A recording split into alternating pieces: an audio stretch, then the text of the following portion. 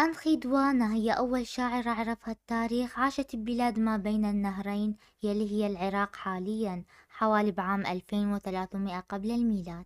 وهي أول مؤلفة معروفة لها قصائد دينية مكتوبة باللغة السومرية.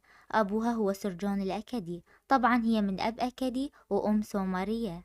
أمها الملكة السومرية تاشلولتوم من جنوب العراق، كانت كاهنة عالية المقام لإله القمر.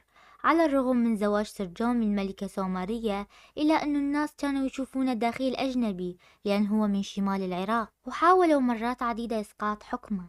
لكن سرجون كان يعرف بأن سبب الثورات هو اختلاف الحضارتين السومرية والأكدية، فكان حل الوحيد أنه يخلي بنته أنخيدوانا يلي تحمل أصل سومري من أمها، أنه يخليها كبيرة الكهنة بأهم معبد بالإمبراطورية. هو سوى هذا الشي حتى يسد الفجوة بين الحضارتين، فكانت مهمة أنخيدوانا أن تبقي الناس تحت السيطرة من خلال الدين، فمن خلال أعمالها المكتوبة والشعر قربت الناس من الآلهة. ولكن وبعد وفاة الملك سرجون الأكدي، واحد من الجنرالات السومرية سوى انقلاب عسكري ونفى أنخيدوانا خارج مدينة أور وعزلها عن مكانتها.